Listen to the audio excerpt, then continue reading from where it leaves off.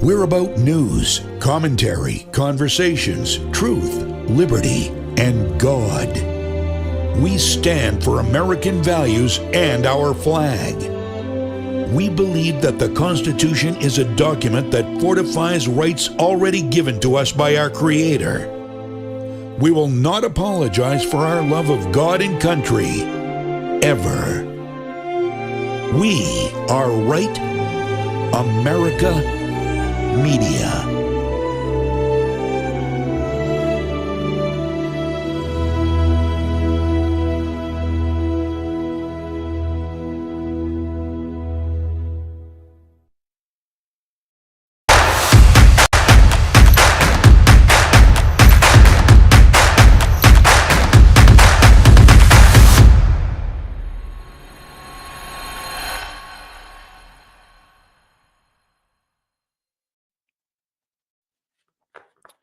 You know, folks, it is truly an amazing time to be alive. It is an amazing time to be an American in this country. And I hope you are taking some time to really relish this moment.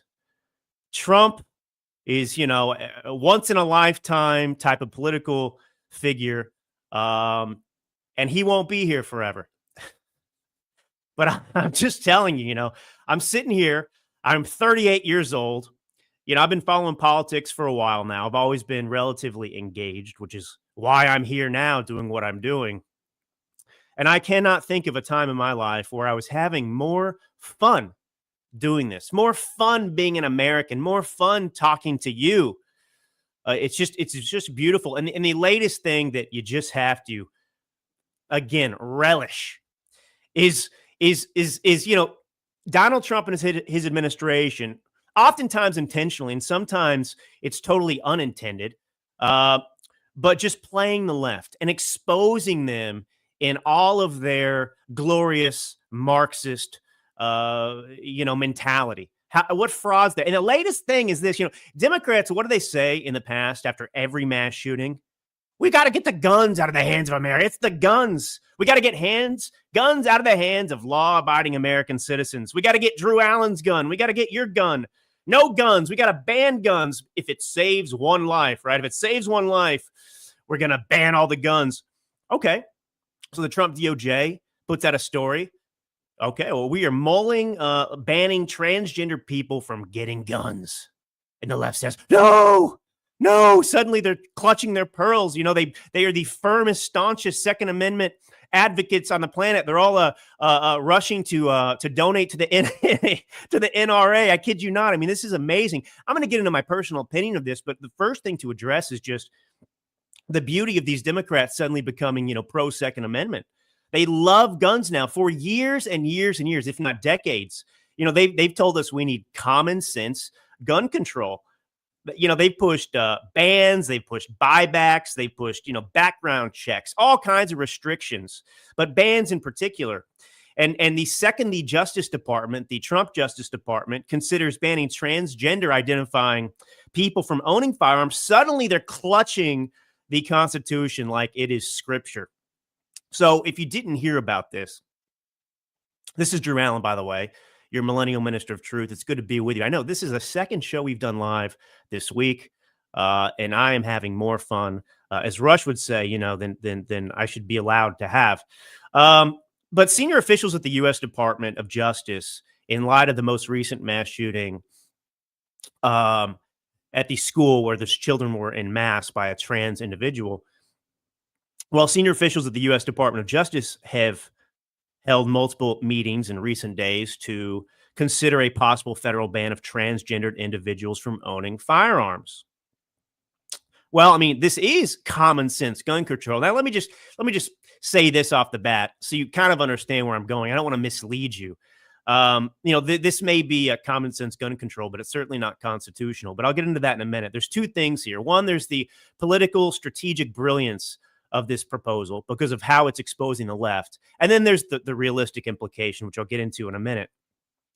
So I don't actually support this, but I do support insofar as it is exposing the frauds that are, Democrats and the left.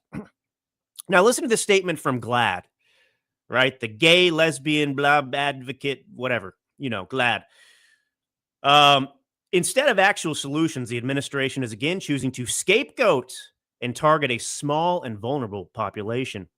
Everyone deserves to be themselves, be safe, and be free from violence and discrimination. CNN called it a dramatic escalation of Trump's fight against the rights of transgender Americans. There is no more privileged group of people in the world than the quote unquote transgender community in America. The Democrats, after mass shootings, will typically propose wide bans that affect everyone that's law abiding. And in this case, the DOJ is saying, hey, let's just focus on the transgender community, because you're exactly right, Democrats. They are a tiny percentage, tiny fraction of the population, and yet they're responsible for a disproportionate amount of violence, targeting young children, Christians at school, for example. Now, the left, let's just be clear, they want to take your gun. They want to take my gun. They hate the Second Amendment. Guns are always the problem, right? And so the DOJ comes in, and now they're clutching their pearls. Now, the only people who logically should be cheering this possible move by the Trump DOJ, if they really believe their own rhetoric about saving lives, is the left. Where's the, if it saves one life, if it just saves one, where's that crowd right now? NRA members, apparently. Left-wing NRA members. They found their inner gun right absolutist. And, I got to say, I really miss Joy Reid right now. I know, I can't believe I'm saying that, but I really miss her commentary. I would love to hear her blaming, Chick-fil-A sandwiches or something like that at this moment. So Jane Fleming Klebe, who's the vice chair of the Democratic National Committee, he said this: so Republicans don't care about the Second Amendment. They are totally fine with folks that have domestic abuse and severe mental illness to have guns, but folks who are transgender, that's a hard line for them. Hey, Jane Fleming Klebe, the argument is that these transgender individuals do in fact suffer from severe mental illness. That's the whole point. They just can't get anything right. I do want to go through some of these mass shootings involving transgender individuals for a minute, because actually, I'm making light of the Democrat reaction to this, but it's a very serious thing in the country, and I do want to address it seriously with actual solutions. And me, I don't pull any punches when it comes to this stuff. You know where I stand. There is no sharper critic of transgenderism than me. And, if you want evidence, go back and listen to a couple shows ago when I discussed the most recent mass shooting by a trans individual. Got a lot of hate from that, and I loved it. So, mate, you're doing something wrong in your life if you're not exacting the hatred of corrupt, morally defunct individuals. So I take pride in that. So Minneapolis, right? That's the most recent one, just this past week. A 23-year-old trans-identifying individual, Robin Westman, it's a man, okay? It's a biological male, opened fire during a school mass at Annunciation Catholic Church. Over 100 rounds were fired. 2 children, ages 8 and 10, were killed. 18 others were wounded before the shooter took their own life. Go back to Nashville in 2023. Audrey Hale, a biological female who identified as a male, stormed into Covenant Christian and killed 6 people, 3 staff members and 3 9-year-old children. Aberdeen, Maryland, 2018. Do you remember this one? Snokia Mosley, a biological female identifying as a male, opened fire at a Rite Aid distribution center, killing 3 coworkers before dying by suicide. So these are not isolated events. And I'll repeat again, it's not just that they're transgender individuals. It's that these are mentally ill people, and transgenderism is the poison that has been given to those who are already susceptible to these problems to push them over the edge. Now, what is the actual root cause of this? Transgender mental illness, it's just one part of the puzzle. It's one thing. And this is something, by the way, that has been introduced by the left. Now, I have joked in the past, by the way, if you've been listening to this show for any length of time, you've heard me respond to the left with their hysteria and their absurd common sense, which are ridiculous, ineffective gun control measures they propose every single time, which has one aim, which is to disarm the American public. the law abiding citizen to go after us for the crimes of the criminal. I've said, if you really wanted to solve crime and mass shootings in this country, you would just ban the Democrat Party. Banning the Democrat Party would be an instant fix for much of this. I mean, look, there's no argument that mass shootings and violent crime have not gone up over the decades. And it's very obvious why that's happening. The corrosion of society, the corrosion of morality, all of these sorts of things. And which ideology is behind all of it?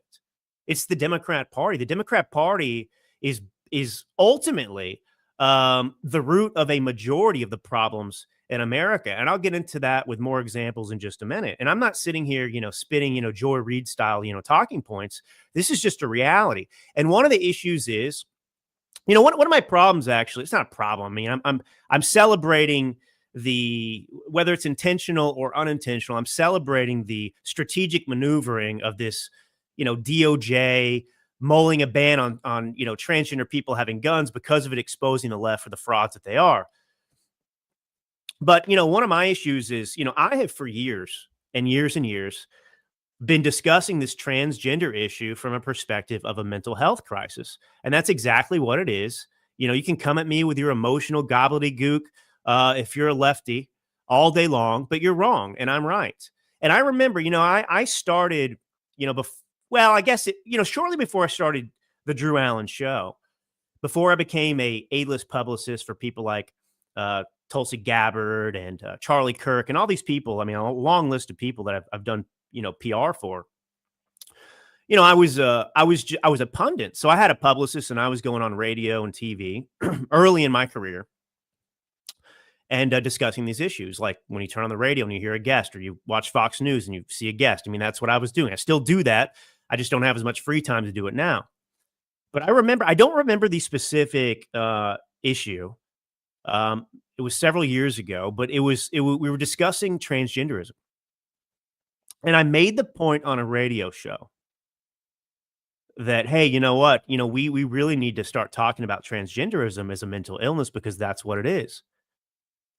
And this host, who was not a lefty, I don't remember who the host was, but this host just excoriated me on air. He pushed back. He condemned me for even suggesting that transgenderism was a mental illness. I mean, I don't know what to tell you. If you're somebody who wants to chop off your pee-pee, that used to be mutilation. That used to be a form of torture. But you want to do that, and you want to tell me that's a mentally sound person, you're out of your damn mind. And this is part of the problem. We've allowed the left to beat us down, to try and take the moral high ground, to gaslight us, and to make us fearful of speaking the truth. And that is a lot of the reason we're in that we are experiencing a lot of these problems today. It's because of cowardice, and that has changed, and it's changed in large part because of Donald Trump and the way he does not, bend the knee to liberal hysteria, to their attacks, and so on and so forth. And that's what we have to be and do. Now, the trans agenda, I want to be clear, should be completely dismantled. This is separate from what we're talking about with the DOJ. I'm telling you what needs to happen. The trans agenda must be completely dismantled. The trans identity in this country has been elevated to an absolutely inappropriate pedestal. We are told that it deserves unquestioned celebration, special protections, absolute deference. And the truth is, pro-trans is not compassion. It is enabling mental illness. And if that offends you, I don't care. Too bad. As they say, facts don't care about your feelings. And, Democrats and activists have not just normalized this trans ideology. They have glorified it. They have turned it into, a virtue signal, yes. But even a step further, what's so disgusting and reprehensible is that they've targeted children with this ideology, grooming them with drag shows, grooming them with school curricula. with TikTok propaganda to question their own bodies and declare themselves trans. This is not acceptance, okay? This is recruitment. This is like what Islamist jihadists do. And that's why it's called the trans mafia. And look, this is beyond a very small portion of the society that in the past would have suffered from this specific mental illness, gender dysphoria, that goes so far that they feel trapped in the wrong body or whatever else. Obviously, the rational, compassionate thing to do is to give this person mental help. That, you are not trapped in the wrong body. You are exactly who God wants you to be. Let's work through this and figure it out, because you were never going to see light at the end of this tunnel.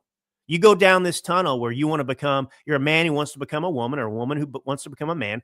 You're never going to realize that dream. And this is what's so sick. The Democrats have gone so far to suggest that, men can have babies and so on and so forth. I mean, it is the most mentally ill thing that has persisted in any society that I can even recall. And so, at its core, this trans agenda, it's anti-Christian, it's anti-God, it's anti-human, frankly. It denies the truth of creation. It mocks the natural order. And it is not love. It is cruelty in its purest form, because it traps confused kids in particular in a lie, and it pushes them toward irreversible damage. And the Democrats are all for that. Targeting the youngest and most vulnerable among us. And until recently, you weren't allowed to talk about it. And but I want to be clear. I mean, we can't afford to miss the plot here. And this is where I'm going to come in a little bit critical of the DOJ thing here. The root cause needs to be addressed. If you're going to suggest a ban for, on trans individuals having guns because of this, you could go and apply that elsewhere. Firstly, it would not pass constitutional muster. It just wouldn't. And at the end of the day, the trans thing in itself isn't the underlying issue. These children aren't quote unquote trans. Like I said, they're recruited to this. I mean, it's a radical ideology. And you didn't have a trans issue in the past. It's only recent that this has become a thing. Now there's money involved. The same way Big Pharma, I don't know. I'm going to get into the RFK Jr. Senate hearing in a minute, because he just skewered the left. I mean, I bet Republicans and Democrats alike who are taking Big Pharma money, I bet they all are regretting the day that they had RFK Jr. come in there to a Senate hearing, because anybody who watches that Senate hearing, and I'll play a bunch of clips for it in a little bit, anybody who watches that Senate hearing, their eyes are going to be open to the fallacy of the vaccine argument. So, look, I still look, this is a leftist kind of approach. Okay. We're going to, ban trans people from having guns. This is truly common sense gun control, but it's not common sense. When you have to address and deal with the hard issues, and those issues are the cultural rot, the breakdown of the nuclear family, the glorification of chaos, the mental health crisis. So, that's what needs to be done. When you hear common sense gun control, I want you to tell yourself nonsense gun control, because that's what we're really talking about here. Because it never actually addresses the problems. Somebody who's intent upon committing a crime, you can say, oh, you can't, look, you ban transgender people from having guns. I mean, you ban plenty of people from having guns, criminals from having guns, underage people from having guns, and they find a way to get a gun because they're intent on exacting evil in this world, because they're so broken as human beings. And the left is what drives most of this. I want you to think about the left. I want you to think about the Democrat Party and what they campaign on, what they speak about. The left does not run on ideas. They do not run on ideas. The left runs on hatred. That is the left's fuel. I want you to look and think about every campaign ad, every speech, every talking head on CNN, on MSNBC, which is having a name change, it's always about one thing: who you're supposed to hate. Hate Trump, hate MAGA, hate conservatives. They do not sell any solutions. They don't present any solutions. They just sell enemies. And it's easy. Hatred is cheap and it's renewable. And, it never runs out. If the economy is in shambles, what do? If gas prices are through the roof, what do? If the border is wide open and a criminal illegal kills some innocent girl who's jogging, what do? They don't want you talking about that. So instead, they distract you with a fear campaign. Republicans are coming for your rights. Trump is going to end democracy. The Supreme Court wants to drag us back to the dark ages. You've heard these things. This is all they have. And they divide the country into the oppressor and the oppressed. That's all they have. If you question the narrative, you're not just wrong. You're what? You're a racist. You're xenophobic. You're a transphobe or worse. Here I am talking seriously about the trans issue because I actually love people. And I want there to be healing. I want people to find happiness. I want people to find love. I want people, that's compassion. That's what I want. But, oh, you're a transphobe for calling, transgenderism a mental illness. No, I'm not. I brought up this many times. Bulimia, anorexia. Am I, anorexic phobe? Because I want people to have healthy bodies and a healthy mentality about their self. So, there's not room for debate with the left. It's just replaced with these outrage mobs. It's replaced with, cancellation campaigns. But the truth is, hatred is a political narcotic. And that's what so many on the left are addicted to. It feels good for a moment, but it doesn't build anything. It doesn't fix the border. It doesn't fix the economy. It doesn't lower the price of food. It doesn't make our streets safer. It just gets people angry enough to pull the lever for these same politicians who are responsible for this disaster to begin with. Hatred is not leadership, folks. Hatred is manipulation, pure and simple. And, until more Americans wake up to how the left has been weaponizing this hatred, this country is going to stay divided. And it's not going to stay divided because of Trump or because of Republicans or because of, MAGA. It's not because of conservative. It's because the left needs division to survive. This is what you have to understand about the left. Their strategy is dependent upon this. I'll get into, I don't know what, let me do this first because I really want to take my time on this today. And, God bless you all. I'm really thankful that you're here with me today. And that I'm here with you. I'm not going to go for two and a half hours here, but I'm fortunate because of the way this show is done. I don't have to stick to exactly 56 minutes and so on and so forth. I can go a little long if people are still with me, and I can read a room even if I don't see you. But I want to talk about something else related to the trans issue. And because it's not, trans obviously is not the only, group out there that is responsible for mass shootings and violence. And look, we talk about mass shootings because of how awful it is. A mass shooting, depending on, whose metrics we're using, it's 4 or 5 more people shot. They don't have to be killed, but that's a mass shooting. And the left plays with that all the time. But, more people are killed. Oh, I just want to interrupt myself because I got the comments up. David Sassoon, how can one have watched that Senate hearing and conclude RFK Jr. humiliated an army of big pharma stooges? Seriously. I can't wait to get to your question, David. Do not tune out. Do not tune out. I'll play the clips and you can decide for yourself. If you're not delusional and deranged, you will see exactly what I'm talking about. But anyway, look, let's talk about other crime. Because while mass shootings are horrific, predominantly because of the way they're conducted, right? Somebody targeting a school, children, the most vulnerable amongst us. It's horrific. But obviously more people in this country die, not from mass shootings, but from just non-mass shootings, violence. Black communities in America. I want to talk about this because this is one of those things that we're not allowed to talk about. Black communities in America which obviously make up a disproportionate amount of crime. These communities were hijacked in this country a long time ago.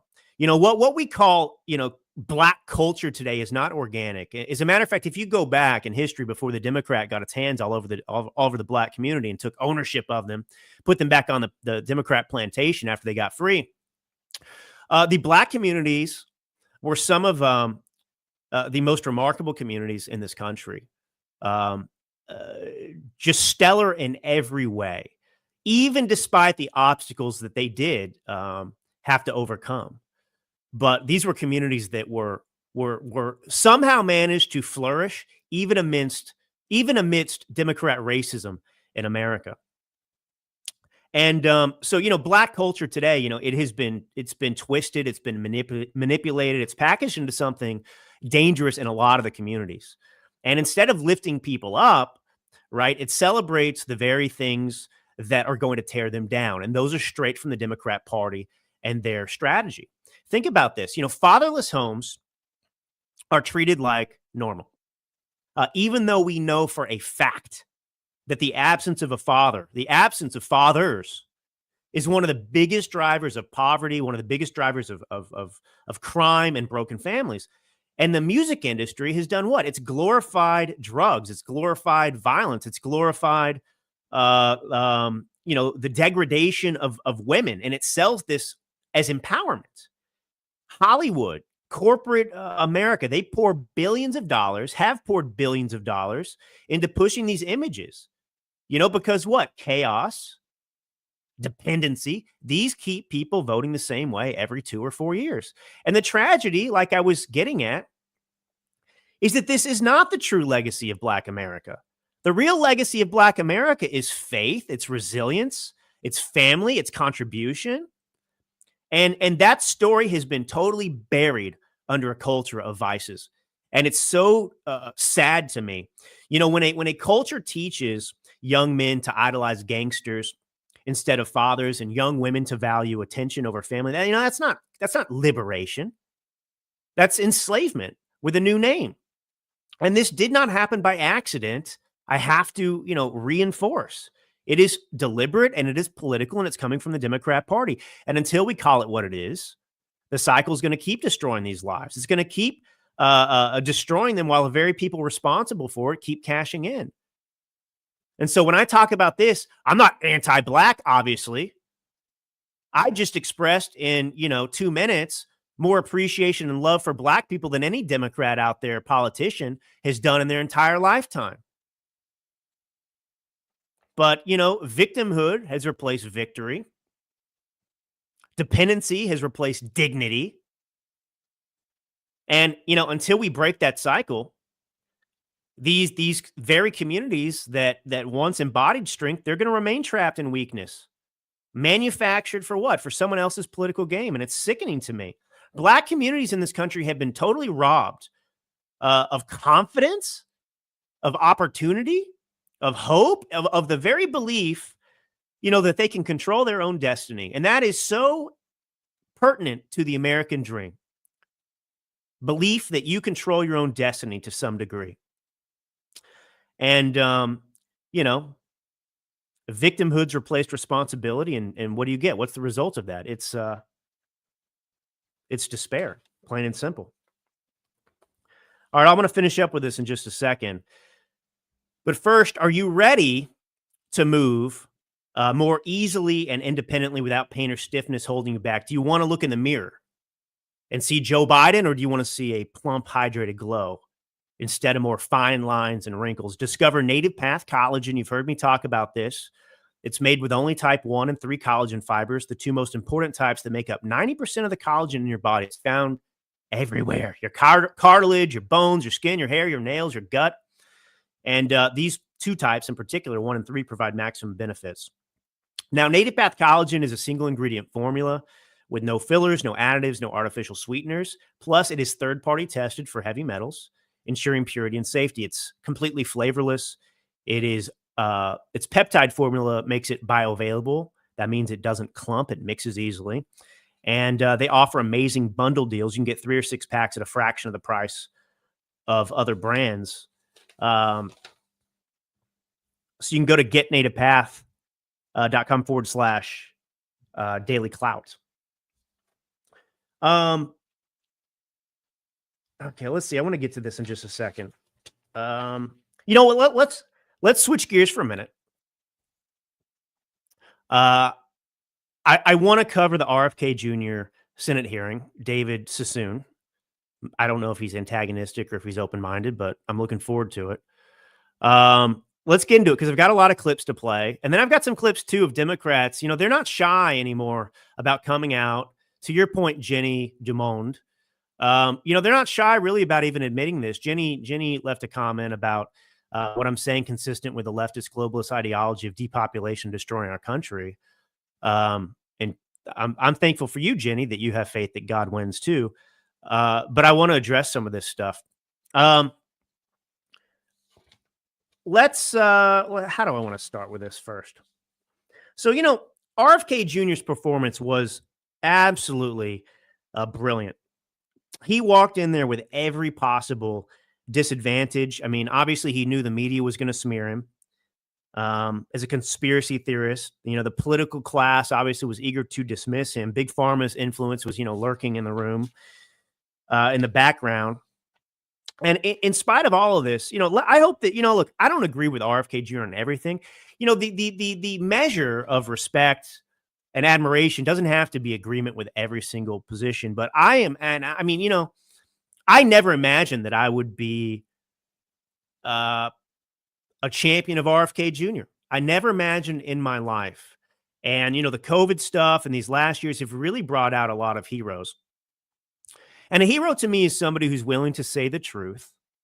You know, even when they know it's, of course, going to be unpopular. But, you know, it's not unpopular what RFK Jr. is saying with the people that matter, with the American public. It's unpopular with a bunch of crooks. And RFK Jr., I mean, he cut through with facts, with history, with actual common sense. And he didn't just challenge the status quo. He exposed it. He exposed it. And it was how he said it. He kept his cool and so on and so forth. So, all right. And look, Roscoe's critical, but, you know, look, let me explain something to you all personally. I live in the state of California. If you're just tuning in for the first time, you cannot live as a regular citizen in this state unless you are vaccinated. This state has eliminated all exemptions for vaccines. And I want to tell you how they do this in California too. There are no religious exemptions anymore. And there are not even exemptions really for health reasons. Now, the way California does this, you know, I talked to a doctor about this the other day in California, one of my former clients. Get this. So a doctor is given 5 exemptions in their lifetime practice. Not religious, those don't exist anymore, but like if kids have autoimmune disease or legitimate reasons that, you know, I'll get into it. If they have legitimate reasons, you know, obviously health reasons for not getting vaccinated, that doctor still only gets 5 exemptions they can hand out. Ever. Not in a year, ever. And if they give one exemption, the state of California will audit their business for the rest of their life. So, you know, it's Nazi Germany here in California. So this vaccine issue was never an issue for me until I had children. And I had children after the COVID revelations. I will be the first to tell you and admit to you that I was not ever skeptical of vaccines until the COVID vaccine. I implicitly trusted the medical establishment because I thought, you know, doctors are great people. You know, they swear an oath to do no harm. You know, these people are revered in society, these doctors. And many of them are angry now that they don't have this respect anymore, but respect has to be earned, and they have not earned the respect. They have done the opposite. And I'm not attacking all doctors out there. There are many champions out there. Jay Bashara, for example, came out and he said, the route we need to go here is that these vaccines should all be voluntary. And one of the most striking things I pointed out on the last episode of the Drew Allen Show a couple days ago was that as it has become less necessary to have vaccines, right? As the danger has all but disappeared and been eliminated from most of these viruses and diseases, the number of vaccines required has gone up. And anybody with a thinking, rational brain understands that something is off. But anyway, I want to get into some of this stuff. First off, I want to play RFK Jr. I don't know if I'll play the whole minute 46-second clip, but here is the beautiful background he gives, speaking for the American people who have experienced, all of us in 2020, the crimes against this country done in the name of COVID. Listen to this. Do you believe COVID-19 was politicized? Yeah, the whole process was politicized. Senator, I mean, we were lied to about everything. We were lied to about natural immunity. We were lied to about, we were told again and again the vaccines would prevent transmission, they prevent infection. It wasn't true. They knew it from the start it wasn't true because that's what the animal studies and the clinical trials showed. We were told that there was science behind cloth masks. The CDC allowed the teachers union to write the order closing our schools, which hurt working people all over the country, and then pretend it was science-based. All of these issues, and then I can show you, like, for example, Chairman Wyden was talking about me politicizing ACIP. During COVID, probably the most famous scientist on ACIP was Martin Kulldorff from Harvard, the great world-renowned epidemiologist and vaccinologist. And he criticized the COVID booster mandates. They ejected him from COVID because he wasn't in the orthodoxy. The two biggest health officials at FDA during COVID, Dr. Gruber and Dr. Krause, criticized the Biden mandates, vaccine mandates. President Biden said in August, I would never take that vaccine, the Trump vaccine. And he came in, he mandated it, and then he fired the two top health officials at FDA who said, hey, this thing has not been properly tested. Man. Powerful stuff. And everything he said there was absolutely true. Absolutely true. He came to that room with facts. And how dare these people who perpetrated this crime against the American public, how dare these people that lied to us and betrayed our trust, how dare they lecture us about anything related to medicine, about anything related to these vaccines anymore? You did that. Have any of these mother, you-know-what, apologized? Have any of them come out and said, I'm sorry that I lied to you. I am going to do whatever it takes to earn back your trust. I made a mistake. Has one person said that to you and me over COVID? Has anyone apologized for your kid not having a normal school year and graduating? Has anyone apologized for any of those things? No, not a single one of them. So I despise all of the people in this room that are going at RFK Jr. because RFK Jr., whether you like him all the time or not, he sat in that room as a representative of you and me. And boy, did he rip their faces off. Politely. Here's another one. About anything you've done or plans to change it. And my last comment is, I hope that you will tell the American people how many preventable child deaths are an acceptable sacrifice for enacting an agenda that I think is fundamentally cruel and defies common sense. Thank you, Mr. Chairman. Do I got a reply? Or Senator, you've sat in that chair for how long? 20, 25 years, while the chronic disease in our children went up to 76%.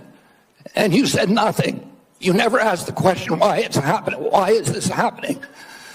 Today, for the first time in 20 years, we learned that infant mortality has increased in our country. It's not because I came in here. It's because of what happened during the Biden administration that we're going to end. I'm going to let Senator Wyden respond.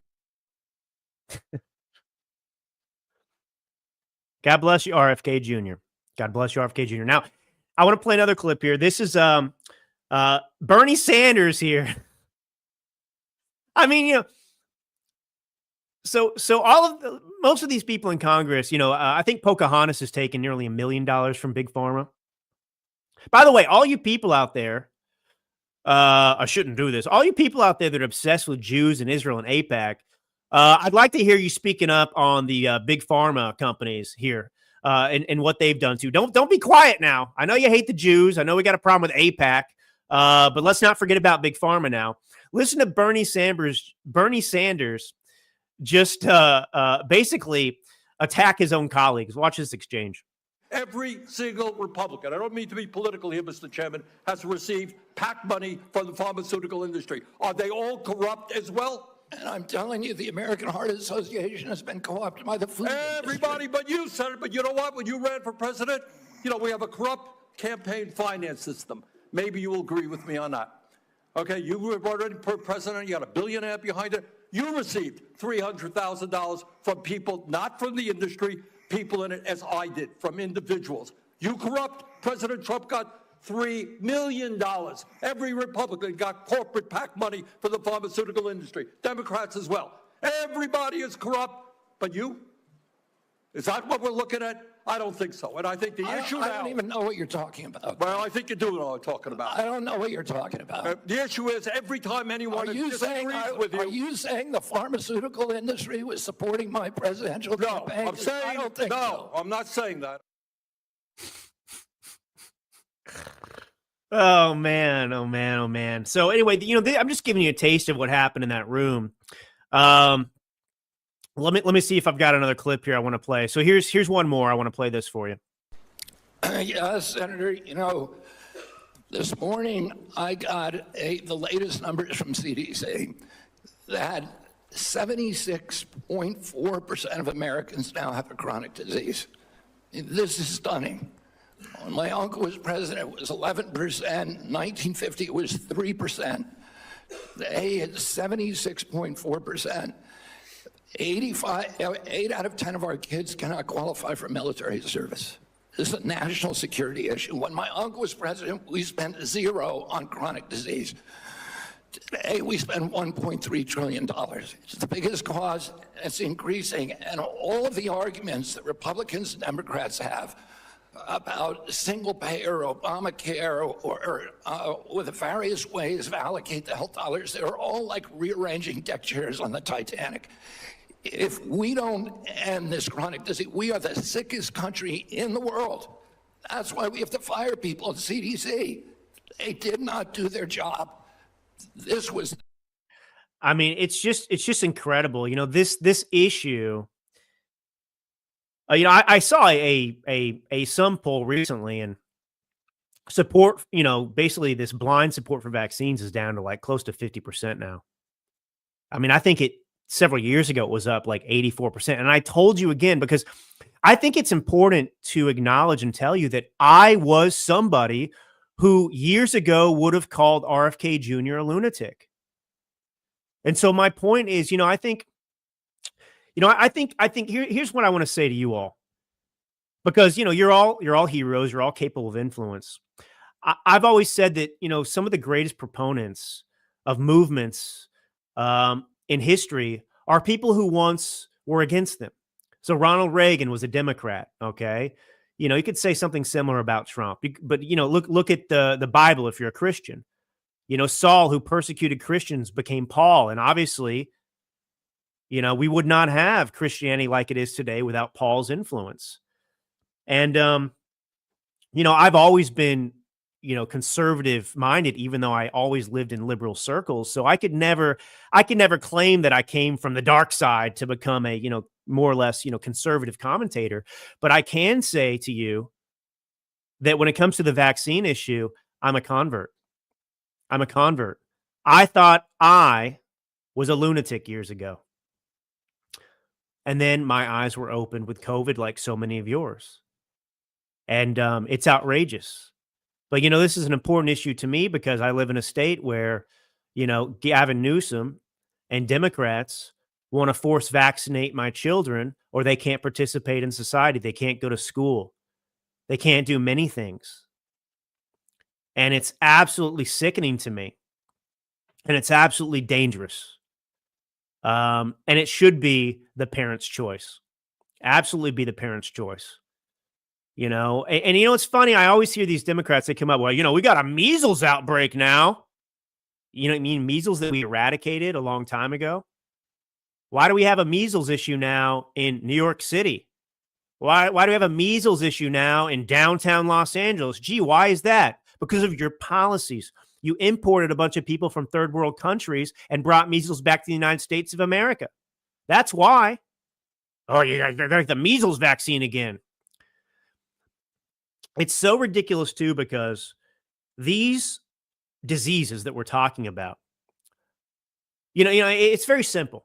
And I got to credit my wife, by the way, who is brilliant, who is an expert in all of this, because she loves our children so much that she has become an expert and read every book and researched. And she's a health nut in the best possible way. She is a large contributor to the reason I am the way I am today as well. And I have had the privilege of working with many of these great doctors, legitimate doctors, who were leaders in this movement. And so I thank God that I encountered all of this information. But, you have to weigh, the danger. Why would you, if there is a risk, that, your child could face harm because of a vaccine, and if that harm outweighs the danger of the disease itself, why would you take the risk and roll the dice and give the person the vaccine? Measles isn't killing everyone. Polio's not here anymore. And of course, look, I get it too, the whole natural immunity argument and things like that. But the point is, you don't need these things. I talked about this the other day. For those of you who've been through this recently, I have two kids, one's 2.5, one's 8 months old. So I've been through this twice. The child comes out and immediately they want to jab my daughters with a hepatitis B vaccine. My wife isn't shooting up heroin. She doesn't have hepatitis B. Why would I give my child a vaccine? And when I hear these doctors, well, at daycare one day, there could be a kid in the class whose mom gave their child hepatitis B, and they could, they could slip on the floor and there could be glass beneath them and their blood could all mix, and then your kid could get a hepatitis B. Go after yourself. All right. So anyway, that's kind of the point here. I don't know. I hope whoever it was, was saying, how can you say this about the thing? Yeah, actually, let me play this too, because I want to make this point again. I've said to you dozens of times on this show, just because someone is a senator or a congressman, just because someone is a surgeon, these people are not more important than you. They're not smarter than you necessarily. And in most cases, they're not. In our case, as citizens here, you listening to me right now, me talking to you, we are being ruled by our inferiors. The dumbest people, the least qualified people in the country are trying to tell us what to do. And I'll give you a case in point here. Listen to this exchange from this guy who is nothing short of an retard. Listen to him trying to criticize and, really jab RFK Jr. This is a Democrat from New Mexico. Look, two young ladies in Las Cruces, New Mexico at a town hall recently gave me this starfish pin. I was going to give it to you today, but after your questioning today, I don't think you deserve it, because what this represents is to remember that every one of us can make a difference, sir, to something as small as a starfish on a beach that maybe got washed up, you throw it back in the ocean. You might not save them all, but you can save one. I'm sorry that you're not worthy of this nice little pin, sir, as a nice reminder. I'm going to pray for you, Secretary Kennedy. I hope we do better. I want you to do better. I mean, that's one of the dumbest people I've ever heard talk in my life. You know, they give me this little starfish thing in New Mexico, and you know what it represents? The tiniest little thing does amazing. And I was going to give you this little gold star today, RFK Jr. I was going to give you the gold star. Now I am not giving you a gold star. What are you, a kindergartner? You moron! Unbelievable. So anyway, you know, that's the gist there. You know, let me finish the RFK Jr. thing like this for a minute. RFK Jr. is such a lunatic. This guy has no business being in that position. Let's see who the Democrats, who his predecessor was under Joe Biden, shall we? What would you say to folks who think that they're being reasonable by saying, why can't children just wait till they're 18? Adolescence is hard and puberty is hard. What if you're going through the wrong puberty?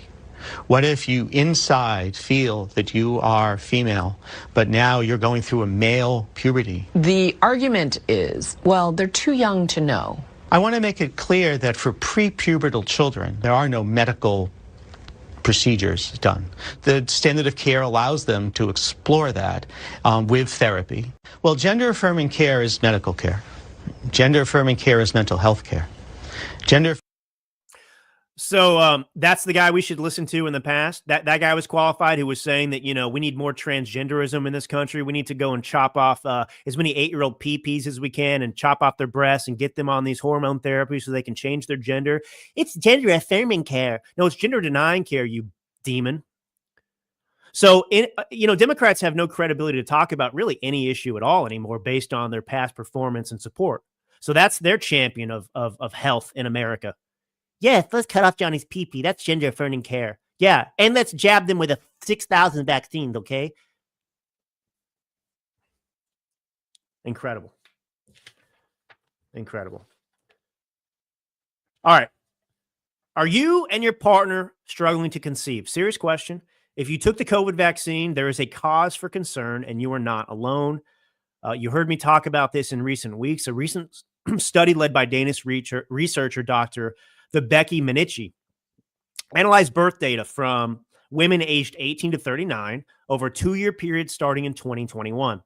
And these findings suggest a significant decrease in birth rates among vaccinated women, with data indicating a reduction in egg count by nearly 60%. Since 2021, fertility rates have significantly declined in many regions around the world. The wellness company has created the 3-in-1 Ultimate Spike Detox, crafted with 100% natural ingredients, specifically designed to help your body clear harmful spike proteins, reduce inflammation, and support overall health. Do not wait. Experience the only formula approved by Dr. McCullough, a top freedom-fighting doctor who risked it all. Head to dailyclouthealth.com, use code dailyclout to get 10% off plus free shipping. All right. Let's a couple things here. I want to play a couple of clips of the Democrats just coming out and saying the quiet part out loud. And I want to talk about the Constitution. And I want to talk about this argument about the National Guard and going to these Democrat sanctuary cities and others and carrying out deportations, et cetera. Because look, it's fine to feel a certain way and have confidence about, how you feel and what you support. But it's important to ground our beliefs, because we're not on the left, in truth, in the Constitution, and not be like them. So let's just do a quick, intro to the Constitution here. What is it that makes our Constitution so unique in all world history? It is what? The fact that it establishes a relationship between the government and the governed that puts us in charge. It states explicitly, right, that our rights come from God, not from the government. Right? Everyone on the same page? We got that's like Constitution 101. We the people, right? Well, here's Tim Kaine, Democrat senator. Listen to him. The notion that rights don't come from laws and don't come from the government, but come from the creator. That's what the Iranian government believes. It's a theocratic regime that bases its rule on Shia law and targets Sunnis, Baha'is, Jews, Christians, and other religious minorities. And they do it because they believe that they understand what natural rights are from their creator. So the statement that our rights do not come from our laws or our governments is extremely troubling. What? Excuse me? It's our Constitution is troubling? You see, these people are tyrants. These people, whether they admit it nominally or not, are communists and Marxists. They reject our founding documents because they believe that they are superior to us. Unbelievable. Now, listen to this other brain trust. I mean, I just, oh man, it's just, you know what I would encourage you all to do? Start thinking about politics. Start thinking about running for stuff. Start becoming activists in your community because, you know, the only thing, one of the things preventing us is that, you know, the good people in society are busy doing other things besides running for office and having political power. But this Democrat Congress pronoun is what you get when good people do nothing. Thank you, Congresswoman. You were referring to those in petition as your constituents. Do you view even those with absolutely no form of legal status at all as your constituents as well? So I didn't realize this was such a controversy until the right-wing media started attacking me for using the word. So I Googled the word constituent. The definition of constituent is somebody who is part of a community. Doesn't matter what their legal status is. If somebody is an asylum seeker, if somebody has a green card, if somebody is a U.S. citizen, if somebody lives in the community, I represent them. Constituent does not mean voter. I don't care if none of these individuals can vote for me. I don't give a shit. I care about making sure that the United States government, with our taxpayer dollars, is treating human beings with dignity and respect. So, yeah, well, under the Constitution, my tax dollars shouldn't be going to illegal immigrants who came across the border in an illegal fashion. Those are not citizens. Those are not your constituents. Imagine this. She has to go to a dictionary term. She's so desperate and stupid and pathetic that she has to look up the word constituent. Well, you know, in the dictionary, the constituent, it doesn't say that it doesn't include illegals. So based on this definition, do you think she could also find a medical dictionary or any kind of dictionary to determine what makes a man and a woman? Do you think she could do that too? Or just here with constituents, you know? But this is I mean, how anybody can vote for people like this, I cannot understand.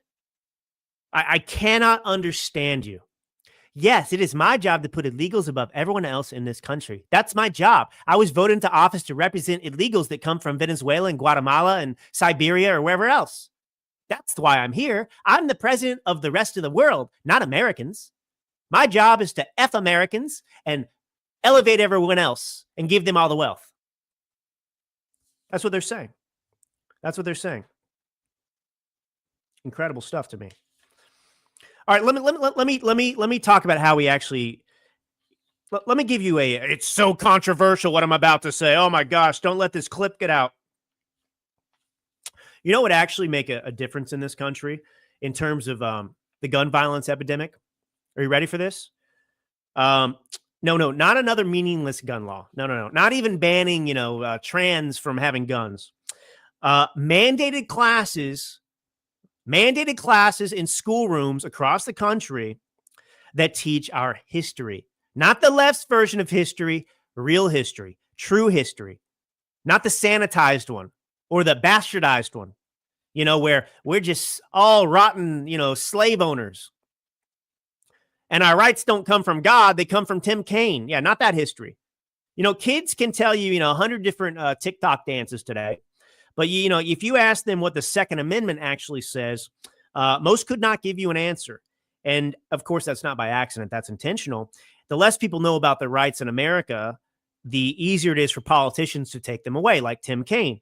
The Second Amendment is not about hunting. The Second Amendment is not about sport shooting. It's about making sure that citizens have a right to defend themselves against criminals, yes, but against their government, against tyranny. The founders, obviously, Tim Kaine, I hope you tune in, Tim. Here's a lesson for you. The founders had just fought off a government that tried to disarm them, and they enshrined that right because they knew freedom depends on it. But the part the schools never touch, of course, is that, that right comes with responsibility. Gun ownership is not casual. It's sacred. It's unique. No nation enjoys that privilege, that right. That's the correct word, that right, like we do. And to have that right, it demands respect, discipline. It demands a moral seriousness. And a true civics class would teach students not only why we have the Second Amendment, but also the duty that comes with it. The duty to handle firearms safely. To use them with an understanding that they're instruments of both protection and liberty. Imagine a generation of Americans that was raised to see the Second Amendment not as a political football, but as a birthright tied to their responsibility as citizens. That is how you preserve freedom. Not by erasing history, but by teaching it, enshrining it, embracing it, instilling that sacred responsibility that comes with exercising our rights.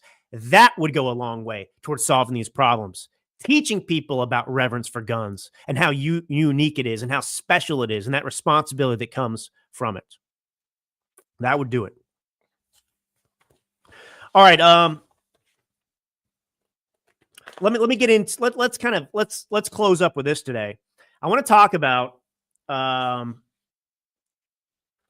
two things. First this. Remember this. So you've got the former head of the Chicago Police Department, Jody Weiss, who has called out the top two Democrats in Illinois, which would be the mayor, Brandon Johnson, and then Pritzker, the donut man. And he's arguing that they're afraid of being humiliated by President Donald Trump successfully bringing down crime in the city. And this is so spot on. Because the one things Democrats fear is that Trump's policies will be enacted because it will prove that Democrats are responsible for the crime and danger in their cities. Because right now, Democrats always play this game of, it's not our policies, it's, red states with guns or whatever else. Their policies are destroying their own cities and are responsible for destruction. And if Donald Trump can be allowed to come in and implement his policies in Chicago, and suddenly the crime effectively goes away, which is what would happen, the people will realize that they've been lied to by Brandon Johnson and Democrats and Pritzker. The most important thing that we do over the next 3 years is implement Donald Trump's agenda. Because the moment Americans actually see, it's one thing for Republicans to run every time about, our agenda is going to do X, Y, and Z for you. Well, if you don't actually get the agenda implemented and the American people don't have the benefit of experiencing life under your policies versus the Democrat policies, and you can't draw a clear line of distinction between the benefits of your policies and the destruction of theirs, well, then there's no reason for them to buy that Democrats suck and, maybe MAGA works. All right. So, the constitutional question, can Donald Trump send the National Guard into these different cities? The constitutionally correct answer is yes, he can. There are a number of clauses in the Constitution that support this. You've got the guarantee clause. This is the foundation for federal troops being sent into states during unrest. Look, effectively, if a state fails to maintain law and order, if a state fails, if a state collapses into chaos, the federal government has constitutional authority to intervene. That's number one. How about the supremacy clause? Well, if Gavin Newsom refuses to enforce or undermines federal law, the federal government can override state inaction. The 14th Amendment, due process, equal protection clause, that empowers the federal government to intervene when states deny citizens' rights. Interstate impact and commerce clause. I just went through the Constitution. I just pulled them out. If a state abdication has national consequences, criminal havens, breakdown of interstate trade, border security, Congress may act under its commerce clause powers. Federal laws on organized crime, drug trafficking, or even, pandemic response. Emergency Powers and Insurrection Act. That's what was used in Little Rock back in 1957 when Eisenhower sent in federal troops to enforce desegregation against the Arkansas governor's resistance. Messenger 911. I think he's being smarmy. Donald Trump is Jesus Christ. No, that's Barack Obama. He's the Messiah walking on water. Nobody thinks Donald Trump is Jesus Christ. The standard is low, though, in politics, Messenger 911. A lot of morons have been in office for a long time. Donald Trump has some common sense. So, all of these things, look, it is the state. The state has an obligation. Look, these states that are claiming to be sanctuary states, for example, plain and simple, that's not constitutional. You can't do that. It is criminal to allow these illegals to pour across the border and give them safe haven in the country. So if you're not going to help deport them, the federal government has every authority, every ability to send in National Guard troops to handle the problem if you're going to not do that duty. This is not rocket science. And, we've got to change our thinking a little bit because some of these things, look, I mean, we've always got to exercise restraint. Like me with the transgender thing, that's restraint. Like, no, you can't ban. Also, that's not going to solve the problem mainly, but it's not constitutional to ban, trans people, even if they are mentally ill, which they are, from, having firearms. So, I exercise restraint when I need to, but you can't think, oh, well, what if the Democrats do what we're doing? No, it's not the same every single time. It's like the Democrats going after Trump, Christians, anti-abortion, activists, raiding their homes and, pre-dawn raids. When the Democrats weaponized the justice system to go after Trump and others that were innocent, that's one thing. It's not the same thing for us to turn around and go after actual criminals like Adam Schiff, who's committed mortgage fraud and other things. It's not the same. We're not politicizing and weaponizing the Justice Department, not if there's an obvious crime. So, be careful there. But anyway, that's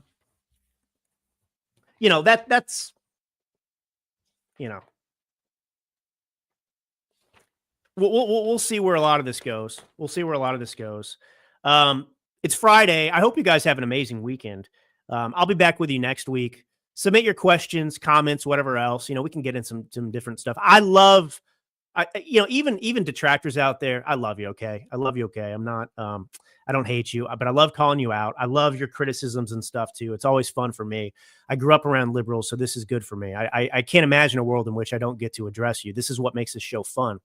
But I want to thank all of you for tuning in today. God bless you all truly. And until next time.